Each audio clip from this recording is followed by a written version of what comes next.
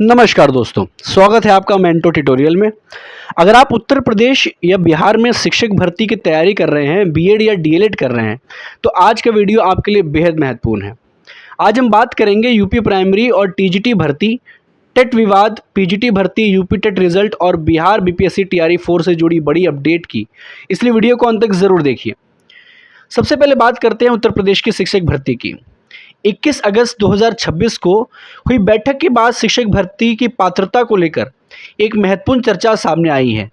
सरकारी सहायता प्राप्त विद्यालयों में प्राइमरी के लगभग 900 पद और टीजीटी के करीब 17,000 पद बताए जा रहे हैं। इन पदों की पात्रता में बदलाव को लेकर प्रस्ताव पर चर्चा हुई है। अब सबसे बड़ा सवाल है, क्या टीजीटी भर्ती में टेट अनिवार्य होगा? यही मुद्दा इस समय सबसे ज़्यादा चर्चा में है। टीजीटी यानी कक्षा 9 और 10 के शिक्षकों के लिए टेट की अनिवार्यता को लेकर कानूनी और नियमों से जुड़ी बहस चल रही है। विशेषज्ञों का तर्क है कि एनसीटी के नियमों में टीजीटी के लिए टेट की अनिवार्यता स्पष्ट रूप से नहीं है। ऐसे में अगर टीजीटी को अपर प्राइमरी यानी कक्षा 6 से 8 की पात्रता के साथ जोड़कर टेट अनिवार्य किया जाता है तो आगे कानूनी पेचीदियां पैदा हो सकती हैं। इसलिए अभ्यर्थियों को फिलहाल किसी भी वायरल खबर के आधार पर निष्कर्ष नहीं निकालना चाहिए। अंतिम स्थिति आधिकारिक आदेश या शासनादेश से ही स्पष्ट होगी। अब बात करते हैं पीजीटी भर्ती की। पीजीटी को लेकर फिलहाल कोई बड़ा पात्रता बदलाव सामने नहीं आया है, इसलिए संभावना है कि पीजीटी भर्ती की प्रक्रिया अपेक्षाकृत जल्दी आगे बढ़ सकती है। पीजीटी अभ्यर्थियों के लिए सबसे ज़रूरी बात है कि वे अपनी तैयारी को बिल्कुल न रोकें और आधिकारिक नोटिफिकेशन का इंतजार करते हुए विषयवार तैयारी जारी रखें। इसके बाद यूपी टेट रिजल्ट की अगर बात करें तो जुलाई में हुई यूपी टेट परीक्षा के बाद अभ्यर्थी लगातार परिणाम का इंतजार कर रहे हैं। कई उम्मीदवारों के सामने यह सवाल भी है कि यूपी टेट रिजल्ट का इंतजार करें या सीटेट की तैयारी करें। मेरी सलाह यही रहेगी कि सिर्फ परिणाम के इंतज़ार में अपनी तैयारी को रोकना सही रणनीति नहीं है।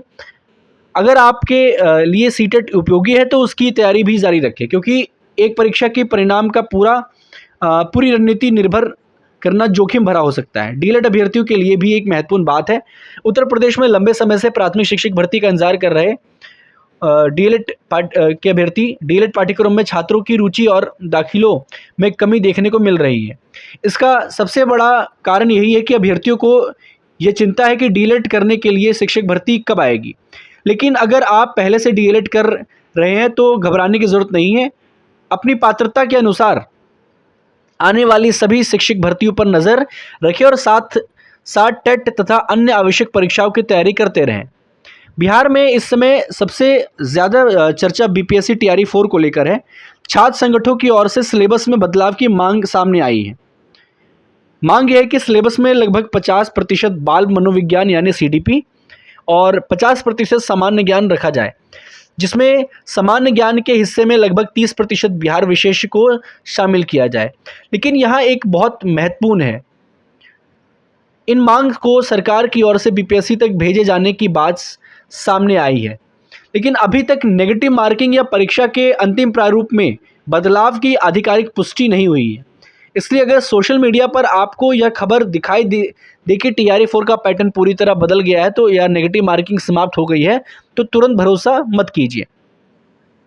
जब तक बीपीएससी की आधिकारिक सूचना नहीं आती तब तक वर्तमान आधिकारिक पैटर्न के अनुसार अपनी तैयारी जारी रखना सबसे सुरक्षित रणनीति है। तो दोस्तों, पूरी खबर का निष्कर्ष यह है कि यूपी में प्राइमरी और टीजीटी की पात्रता को लेकर चर्चा, टीजीटी में टेट को लेकर कानूनी बहस, पीजीटी भर्ती में फिलहाल बड़े बदलाव का अभाव, यूपी टेट रिजल्ट का इंतजार और बिहार में बीपीएससी टीआरई 4 के सिलेबस को लेकर मांग, ये सभी इस समय अभ्यर्थियों के लिए महत्वपूर्ण मुद्दे बने हुए हैं। चर्चा और आधिकारिक निर्णय में अंतर होता है, इसलिए किसी भी भर्ती की अंतिम पात्रता परीक्षा पैटर्न या नेगेटिव मार्किंग को लेकर फैसला सिर्फ आधिकारिक नोटिफिकेशन देखकर ही करें। ऐसे ही वीडियो के लिए चैनल को सब्सक्राइब जरूर करें